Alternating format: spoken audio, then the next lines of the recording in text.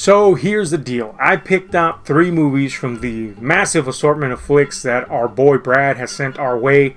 And I said I'm going to pit these guys against each other, see who comes out on top, who comes out in the bottom. And here are the selections this go around. First up is The Djinn. And it is not the similarly titled Djinn from Tobe Hooper, nor is it Wishmaster, which features the Djinn from the late 90s from Robert Kurtzman. But it is, of course, it has the titular character in it of the Djinn. So that's one of them. The other one is Wolfman. I'm going to put him right here. You know, the recent Lee Whannell attempt at kind of rebooting the monster universe, or monster movies anyway, from Universal. Left the case over there and totally not going to go get it. And the third and most recent is Companion. So these are the 3 gladiators going into this match. And before I get into the nitty gritty of each and every single one of them, I'm going to tell you this.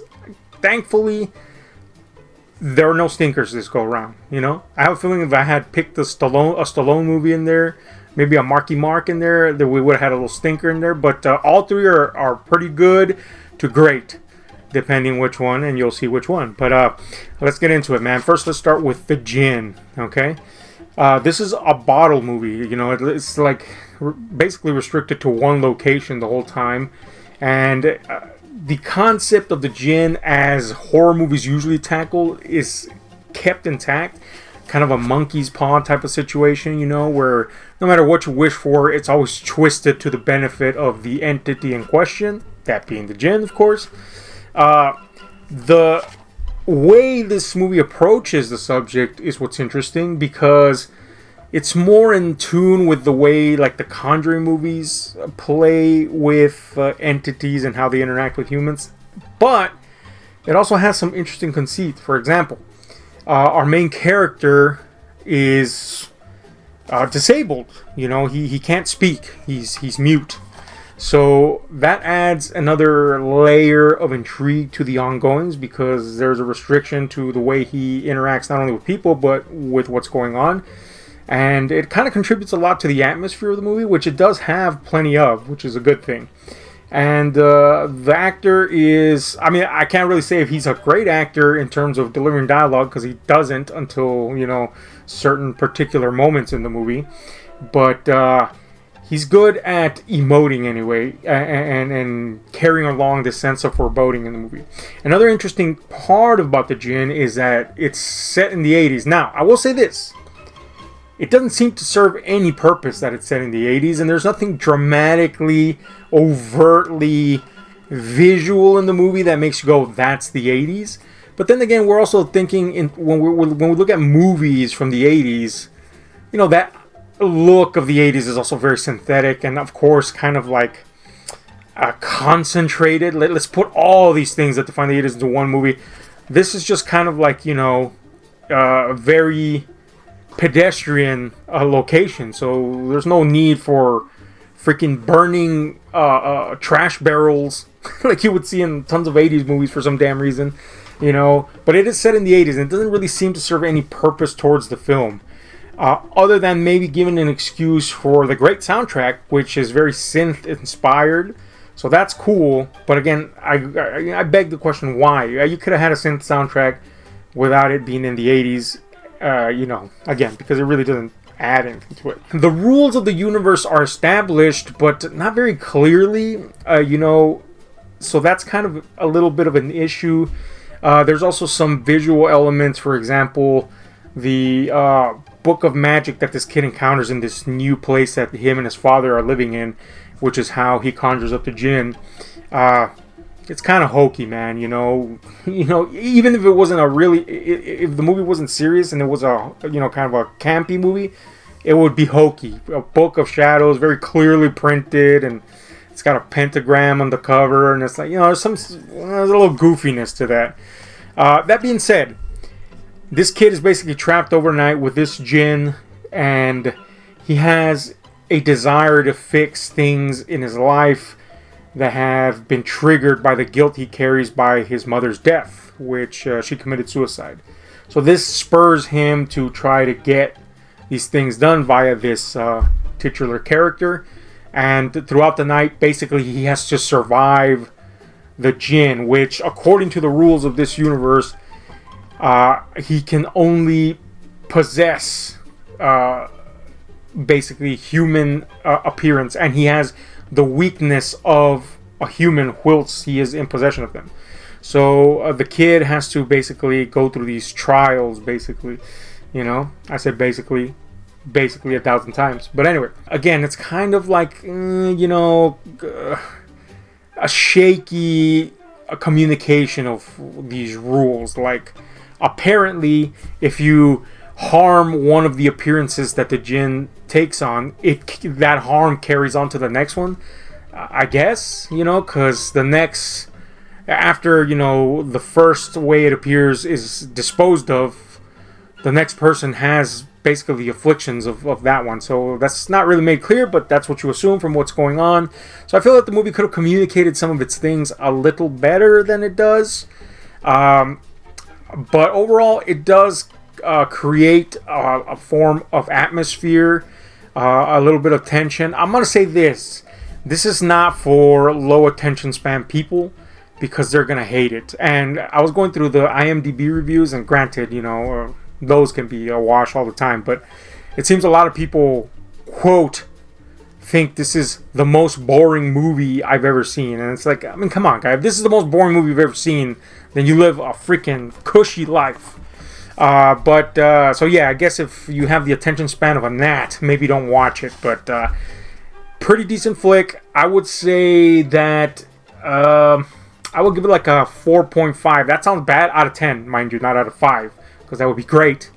But I think there's a lot of cool stuff in here. What this gets me interested in is seeing what these directors can do with a larger budget. Because this is very much obviously a low budget film. Although it looks great. And, it's clear that they have an eye for framing shots.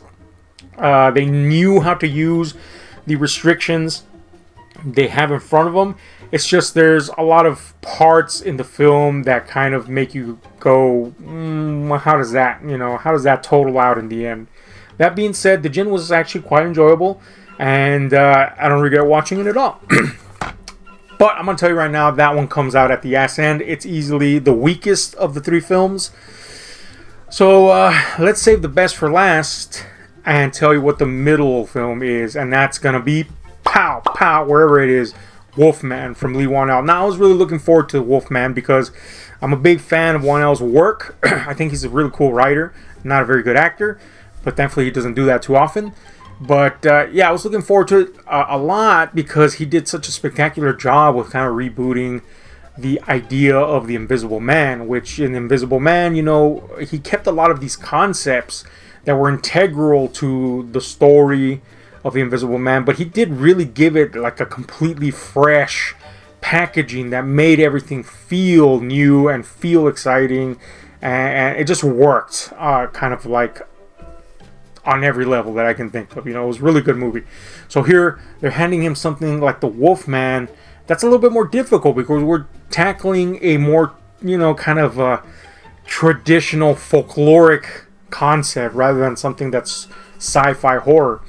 So how do we do this without just resorting to the traditional hairy guy walking around? Well, the answer apparently was non-hairy guy.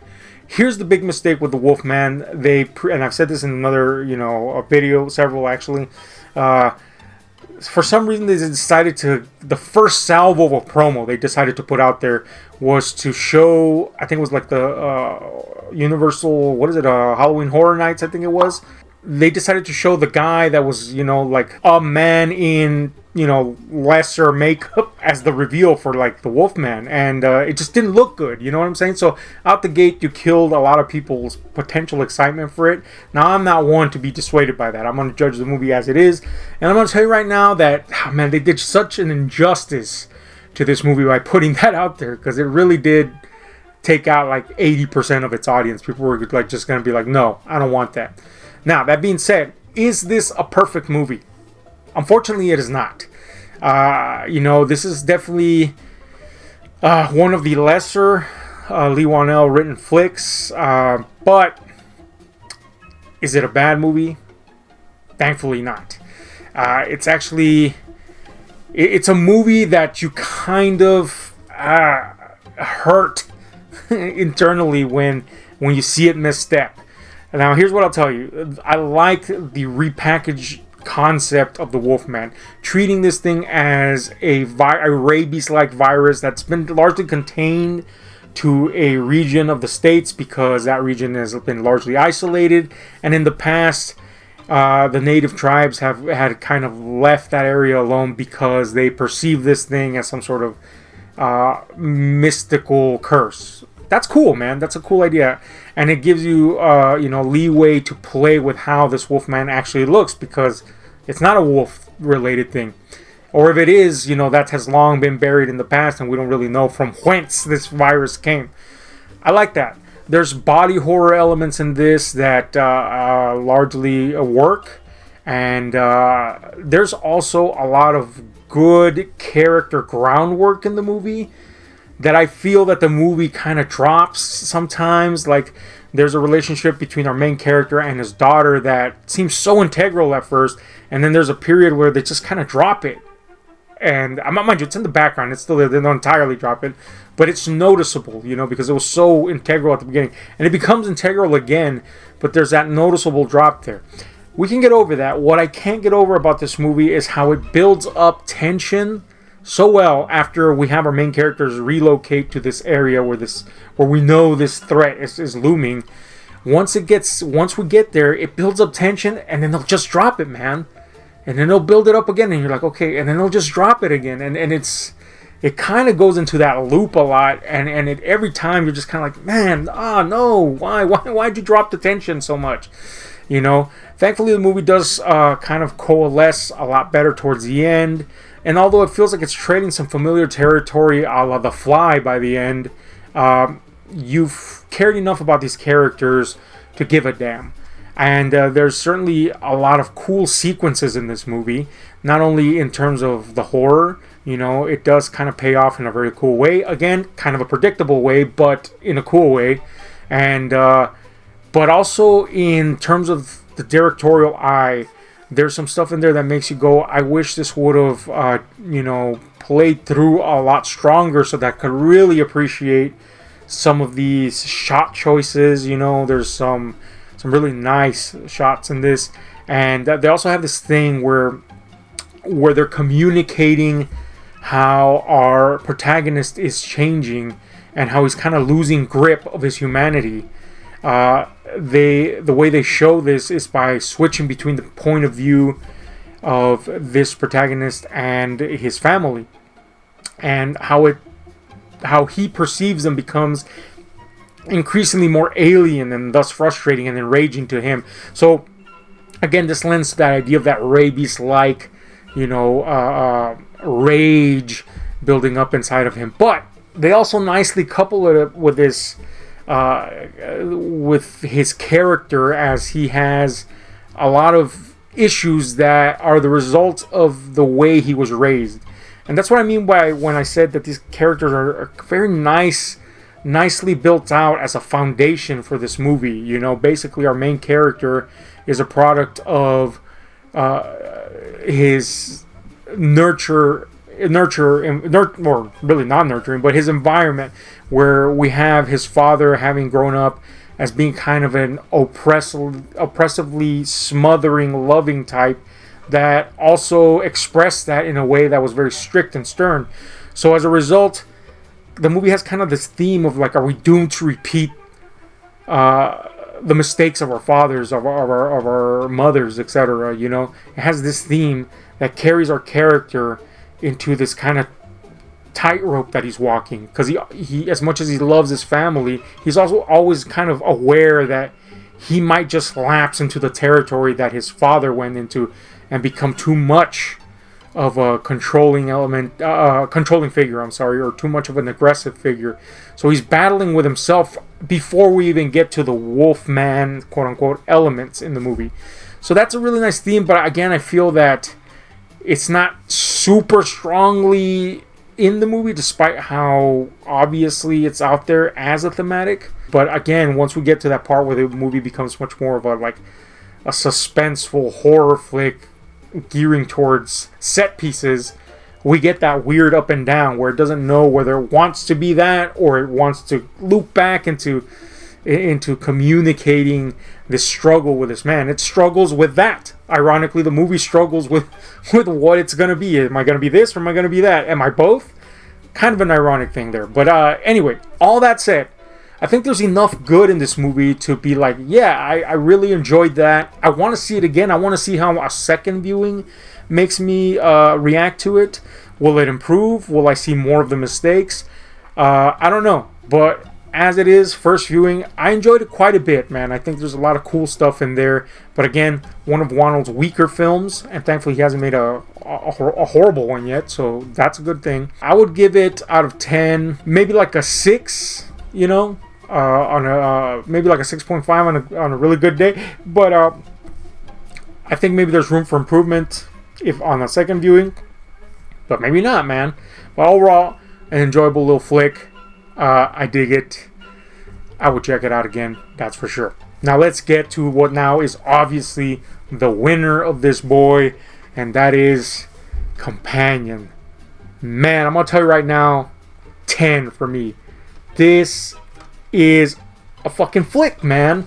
I'm gonna tell you right now. You know how I said Wolfman had this issue with kind of sustaining its suspense? This has zero issue with that.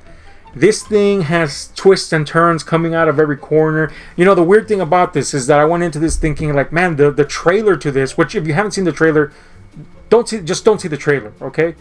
Despite what I'm going to tell you, just don't see the trailer. Go into this blind, okay? But if you have seen the trailer, you kind of already know what's going on here, you know, to some degree. But I'm glad to say that despite it showing that hand, that is but you know, a minor fraction of what's going on in this movie. This movie peels back many layers to its onion. There's a lot of twists. There's a lot of turns. And, you know, what it does show you in the trailer in terms of kind of like making you go, well, is this what this is? That hand is revealed pretty early on, you know? So at first, though the movie was really good, until that point when it revealed that hand, I was like, oh man, I already know that part. You know what I'm saying? But once it did that, and then it started to, you know, dialing up everything, I was like, whoa, man. And, you know, the best part about all this is that it does this with tongue planted firmly in cheek. And it has a lot to say.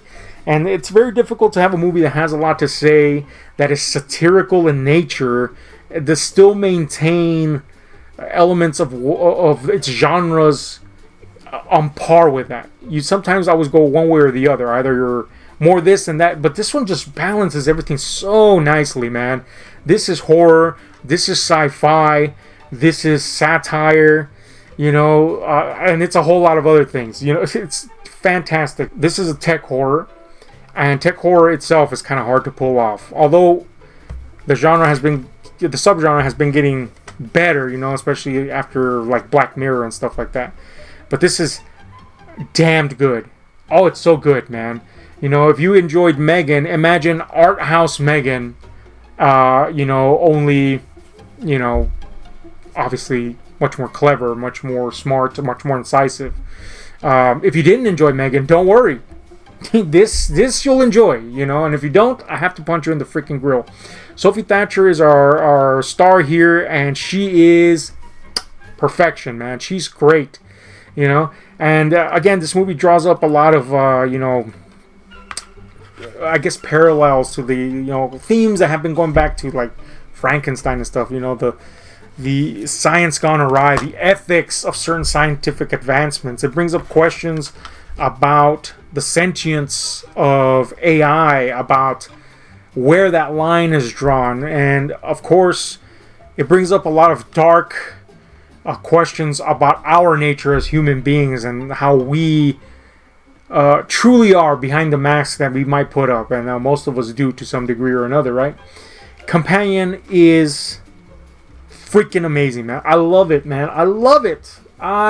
This one really did it for me. You know what I'm saying? Whereas the other ones, again, I see the strengths, I see the weaknesses. This one, there was just no weaknesses in it for me, man. Fantastic, fantastic. Highly recommend. I won't get into any more. I mean, I try to keep the details of the story and stuff like that as scarce as I could in the other ones. But trust me, if you think I revealed something too much by saying that, no, this movie is just so much and in such a good way, and it does it so well. Love it. Highly recommend that. So there you go, guys. 3 movies. We got our winner out of that one. And tell me what you think if you've seen any of these, and if you haven't, and you only have time for one, like I said, make this one your companion. In the meantime, I'm out.